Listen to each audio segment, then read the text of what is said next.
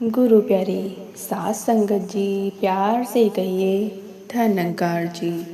आशा करती हूँ आप सभी सद्गुरु माता जी के आशीर्वाद से बहुत खुश होंगे।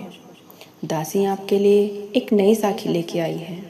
आज की साखी का विषय है अटूट बंधन, समय की कसौटी पर दोस्ती। संतो जी, जिनके बीच का अटूट बंधन यह सिद्ध करता है कि मित्रता केवल साथ साथ खेलने हंसने का नाम नहीं, बल्कि एक दूसरे के अस्तित्व को संवारने का नाम है, एक दूसरे का सुख दुख में साथ देने का नाम है। तो चलिए संतो जी, आज की साखी का आनंद लेते हैं। एक शांत और सुंदर पहाड़ी गांव में दो बालक रहते थे, आर्यन और कबीर। दोनों के स्वभाव में जमीन आसमान का अंतर था। आर्यन एक अमीर जमींदार का बेटा था, आत्मविश्वासी और थोड़ा चंचल सा था। लेकिन कबीर एक साधारण मिट्टी के बर्तन बनाने वाले का बेटा था, शांत, गंभीर और बेहद मेहनती लड़का था। लेकिन उनके दिलों के बीच कोई दीवार नहीं थी। वो दोनों एक साथ ही पाठशाला में जाते, एक ही थाली में भोजन करते और शाम को ढलते सूरज के साथ पहाड़ियों पर दौड़ लगाते। गांव वाले उनकी दोस्ती की मिसाल दिया करते हैं। बचपन का वचन। एक दिन दोनों ने बचपन में अपनी दोस्ती पर वचन लिए। एक दिन पहाड़ी पर बैठे हुए आर्यन ने कबीर से कहा, कबीर, अगर भविष्य में मैं बहुत बड़ा आदमी बन गया और तुम वहीं के वहीं रह गए तो क्या हमारी दोस्ती टूट जाएगी? कबीर ने मुस्कुराकर एक पत्थर उठाया और उस पर एक लकीर खींचते हुए कहा, आर्यन, पहाड़ अपनी जगह नहीं बदलते और न ही असली दोस्त बदलते हैं। चाहे वक्त हमें कहीं भी ले जाए, अगर एक को कांटा चुभेगा तो दूसरे को दर्द जरूर होगा और दूसरे की दर्द आंखों में जरूर दिखाई देगा। अगर हमारी दोस्ती बिल्कुल सच्ची रहेगी तो हम कभी अलग नहीं होंगे। वक्त का बंटवारे का दौर आता है। 2025 से 2026 का दौर शुरू होता है। समय का पहिया घूमता है। दोनों बड़े हुए। आर्यन अपनी उच्च शिक्षा के लिए विदेश चला गया और वहां उसने तकनीक और व्यापार की दुनिया में बड़ा मुकाम हासिल किया। धीरे धीरे साल बीतते गए और कबीर गांव में ही रहा। उसने अपने पिता का पुश्तैनी काम संभाला, लेकिन उसने अपनी कला में जान फूंक दी। उसके बनाए मिट्टी के बर्तन अब आसपास के जिलों में मशहूर होने लगे। वो भी अपने पूरे गांव में अलग अलग इलाकों में फेमस हो गया। अंत में संतो जी, साल 2025 के अंत तक आर्यन एक मल्टीनेशनल कंपनी का मालिक बन चुका था। उसकी जिंदगी अब कारों, मीटिंग्स और 5 स्टार होटलों के बीच सिमट गई। वह कबीर को भूल नहीं पाया था, पर शहर की चकाचौंध में संपर्क के सूत्र टूटते दिखाई दे रहे थे।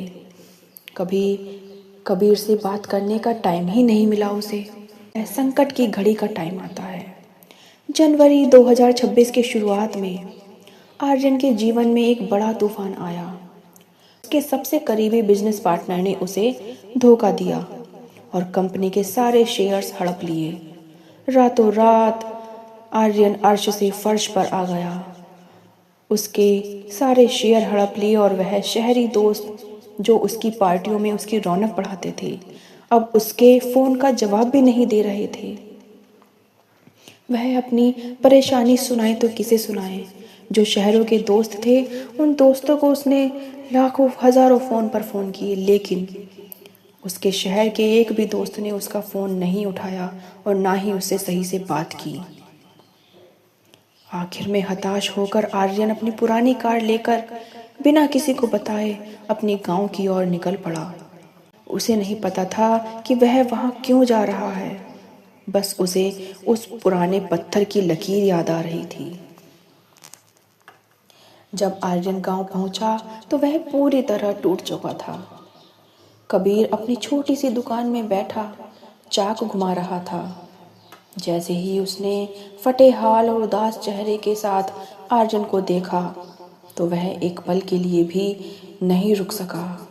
उसने यह नहीं पूछा कि इतने साल से तुम कहाँ थे और कैसे हो, ये क्या हाल किया हुआ है। बस कबीर उठा और उसने अपने दोस्त को गले लगा लिया। उस गले लगाने में वह सुकून था जो आर्यन को करोड़ों के सौदों में भी कभी नहीं मिला। आर्यन कबीर के गले लगकर जोर जोर से रोने लगा और आर्यन रोते हुए बोला, कबीर, मैं सब कुछ हार गया, मेरे पास अब कुछ भी नहीं बचा दोस्त, मैं क्या करूं। मैं उस अमीरी की दुनिया में इतना खो गया था, शहरी दोस्तों के चक्कर में तुझे ही भूल गया दोस्त। तुझे मैंने कभी पूछा भी नहीं, कभी फ़ोन करके तेरा हाल नहीं पूछा, तुझसे कभी बात नहीं की। शहरी चकाचौंध में मैं इतना खो गया था दोस्त। अब मुझे पता मैं क्या करूं, मेरे पास अब कुछ नहीं बचा। ये सब बातें सुनकर कबीर ने शांत स्वर में कहा, आर्यन, तुम तब हारे होते जब मैं मर चुका होता। जब तक तुम्हारी नींव दोस्ती हमारी मजबूत है, तुम फिर से महल खड़ा कर सकते हो। दोस्त, मैं तुम्हारे साथ जीवन से मरण तक हूँ और जब तक हम दोनों साथ हैं, तुम कभी नहीं हार सकते हो। अगले ही कुछ महीनों तक आर्यन गांव में ही रहा। कबीर ने उसे अपने घर पर सादा भोजन खिलाया और उसे मानसिक शांति दी। लेकिन सच्ची दोस्ती केवल सहारा देना नहीं होती, बल्कि मित्र को फिर से खड़ा करना होती है। आर्यन ने देखा कि कबीर की मिट्टी की कला अद्भुत है, लेकिन उसे सही बाजार नहीं मिल रहा था। आर्यन ने अपनी व्यापारिक बुद्धि का उपयोग किया और कबीर की कला को आधुनिक डिज़ाइन के साथ जोड़कर एक नया स्टार्टअप शुरू किया। साल 2026 के मध्य तक उसकी कंपनी मिट्टी मृदा ने अंतर्राष्ट्रीय स्तर पर पहचान बना ली।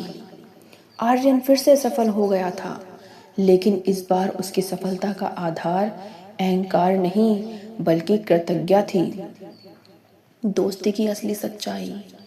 एक शाम उसी पहाड़ी पर फिर से दोनों दोस्त बैठे थे।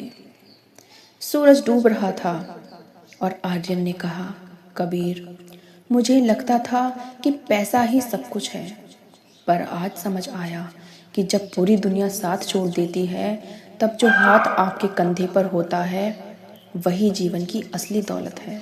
कबीर ने उसी पुराने पत्थर को फिर से छुआ और कहा, दोस्ती वह नहीं जो आपके सुख में बढ़ चढ़कर बोले, दोस्ती वह है जो आपके दुख में आपके साथ मौन खड़ी रहे। संतों महापुरुषों जी, इस साखी से हमें यही शिक्षाएं मिलती हैं कि मित्रता में गरीबी और अमीरी का कोई स्थान नहीं होता। यह रिश्ता तो दिल का होता है। सच्चे दोस्त की पहचान भीड़ में नहीं बल्कि अकेलेपन और मुसीबत में होती है। जैसे आर्यन की बुद्धि और कबीर के हुनर ने एक नया इतिहास रचा, वैसे ही दोस्त एक दूसरे की कमियों को भरते हैं। कबीर ने आर्यन से कभी शिकायत नहीं की कि वह उसे भूल गया है या कभी तूने मुझे याद नहीं किया। नहीं, सच्ची दोस्ती में माफ़ी और शिकायत सबसे ऊपर होती हैं। आर्यन और कबीर की यह साखी हमें यही सिखाती है कि इस जीवन की भागदौड़ में हम चाहे कितने भी डिजिटल हो जाएं, लेकिन रिश्तों की गर्माहट आज भी उसी पुराने स्पर्श और भरोसे से है। अपने आप मौजूद उन रत्नों मित्रों को पहचाने और उन्हें संजोकर रखें, क्योंकि बैंक बैलेंस आपको सुविधा दे सकता है, पर एक सच्चा दोस्त आपको जीवन देता है। संतों जी, दोस्त वह होता है जो तब भी आपके साथ होता है जब पूरी दुनिया आपका साथ छोड़ चुकी होती है। संतों महापुरुषों जी, सच्ची दोस्ती ने हमें कितनी अच्छी साखी, कितनी अच्छी सीख सिखाई। संतों महापुरुषों जी, ये साखी आपको कैसी लगी, दासी को कमेंट में बताएं और दासी आपके लिए और नई साखी लेके आएगी। प्यार से कहिए संतों जी, धन्यकार जी।